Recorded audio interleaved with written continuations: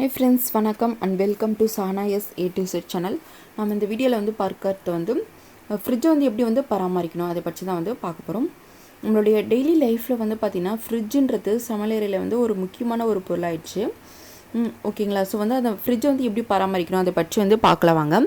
First வந்து ஃப்ரிட்ஜை வந்து சமையலறையில் வைத்து பயன்படுத்த வந்து தவிர்த்துடுங்க. ஏன்னா வந்து அது மேலே புகையெல்லாம் பட்டு நிறம் வந்து மாறிடும். செகண்டு, ஃப்ரிட்ஜை வந்து அடிக்கடி திறக்கக்கூடாது. திறந்தால் வந்து உடனே வந்து மூடிவிடுங்க. இது வந்து கரண்ட்டை வந்து மிச்சப்படுத்துங்க. மூன்றாவது, ஃப்ரிட்ஜோட பின்புறம் வந்து இருக்கிற கம்பி வலைகள் வந்து சுவரை ஒட்டி இல்லாமல் வந்து பார்த்துக்கணும்.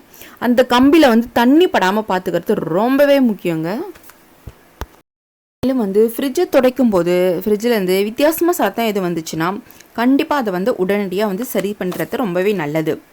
ஃப்ரிட்ஜில் வந்து நேற்று குழம்பு முந்தா நேற்று குழம்புன்னு அடைத்து வச்சுட்டு ஒவ்வொரு பொருளும் வந்து காற்றுப்புகவே இல்லாத அளவுக்கு வந்து இடைவெளி இல்லாமல் வைக்கிறது வந்து ரொம்பவே வந்து தவறுங்க. தென் ஃப்ரிட்ஜோட உட்பகுதியை வந்து சுத்தம் செய்ய சோப்பை மட்டும் பயன்படுத்தாதீங்க.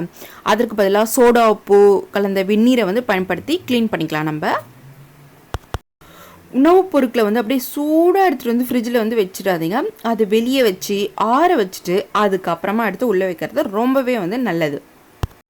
தென் வந்து பார்த்தீங்கன்னா பச்சை காய்கறிகள் எல்லாமே வந்து ஒரு பாலித்தீன் பைகளில் போட்டு அதுக்கப்புறமா ஃப்ரிட்ஜில் வைக்கிறது வந்து ரொம்பவே வந்து நல்லது. ஃப்ரிட்ஜில் வைக்கிற பாட்டில்களை வந்து அடிக்கடி வந்து சுத்தம் செய்துட்டு வெயிலில் காய வச்சுட்டு அதுக்கப்புறம் வந்து உள்ளே எடுத்து வைங்க. அதுவும் வந்து ரொம்ப நல்லது. ஃப்ரிட்ஜில் வந்து சில புதினா இலைகள் தென் வந்து சாறு பிழிஞ்ச வந்து எலுமிச்சை தோல் வைத்திங்கன்னா அதுலேருந்து நாற்றம் வருதை வந்து தவிர்த்திடலாம்.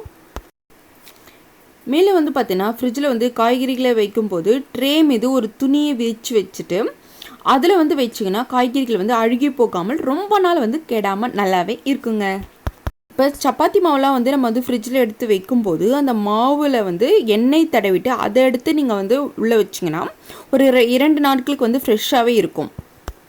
தென் வந்து பார்த்தீங்கன்னா பொரித்த பப்படம் சிப்ஸு பிஸ்கெட் வந்து போன்றவற்றை வந்து அதிக நாட்கள் வந்து முறுமுறுப்பாக இருக்கணும்னா இவற்றை வந்து ஒரு பாலித்தீன் பையில் போட்டு வைக்கணுங்க. அப்போ தாங்க ரொம்ப நாள் வந்து கிறிஸ்பியாக இருக்கும். வந்து பார்த்தீங்கன்னா ஃப்ரிட்ஜை வந்து ஒரு காற்றோட்டம் இருக்கிற இடத்துல தாங்க வைக்கணும். ஃப்ரிட்ஜு உள்ள வந்து குறைந்த பொருட்களை வச்சா கரண்ட் வந்து மிச்சமாகும்னு நினைக்கிறது ரொம்பவே தவறான கருத்து. மேலும் வந்து அதிக ஸ்டார்கள் உள்ள ஃப்ரிட்ஜை வந்து வாங்கினீங்கன்னா மின்சாரம் வந்து அதிக அளவு ஆகாமல் வந்து நம்ம வந்து தவிர்த்திடலாம். ஓகேங்களா? மேலும் வந்து எந்தெந்த பொருளை வந்து ஃப்ரிட்ஜில் வைக்கக்கூடாதுன்ட்டு பார்க்கலாம் வாங்க. பல பேருக்கு இது தெரிந்தது தான், இருந்தாலும் நான் வந்து சொல்கிறேன். ஃபஸ்ட்டு வந்து வெங்காயத்தை வாங்கிட்டு வந்தேன்னா அதை வந்து எப்பொழுது வந்து காற்றோட்டமான இடத்துல தாங்க வைக்கணும். அது ஃப்ரிட்ஜில் வந்து வைக்கவே கூடாது. அடுத்து வந்து பூண்டும் வந்து அதை வந்து ஒரு பல்லாக வந்து உரித்து அதையும் வந்து காற்றோட்டமான இடத்துல தான் வந்து வைக்கணும். அது ஃப்ரிட்ஜில் வைத்திங்கன்னா சுவை குறைந்துவிடும், விரைவில் வந்து கெட்டு போய்விடும். உருளைக்கிழங்கோ அந்த மாதிரி ஒரு காற்றோட்டமான இடத்துல தாங்க வைக்கணும். தேன் உலகத்துலேயே வந்து கெட்டு போகாத பொருள் எதுன்னு பார்த்தீங்கன்னா தேன் தான். பட் ஆனால் கடையில் கிடைக்கிற தேனில் வந்து பல கலப்பட பொருட்களை வந்து கலந்துருக்குது. எனினும் வந்து தேனை வந்து ஃப்ரிட்ஜில் வந்து வைக்கக்கூடாது. வாழைப்பழம் வந்து ஃப்ரிட்ஜில் வச்சுன்னா வந்து சீக்கிரம் வந்து கெட்டு போயிடுங்க. அடுத்து வந்து பூசணிக்காயை வந்து காற்றோட்டமான இடத்துல தான் வந்து வைக்கணும்.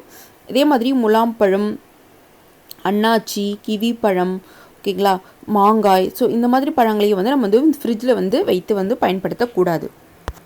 ஓகே ஃப்ரெண்ட்ஸ், இந்த வீடியோ வந்து உங்களுக்கு வந்து ரொம்பவே யூஸ்ஃபுல்லாக இருந்திருக்கும்னு நினைக்கிறேன். மீண்டும் அடுத்த வீடியோவில் வந்து பார்க்கலாம்.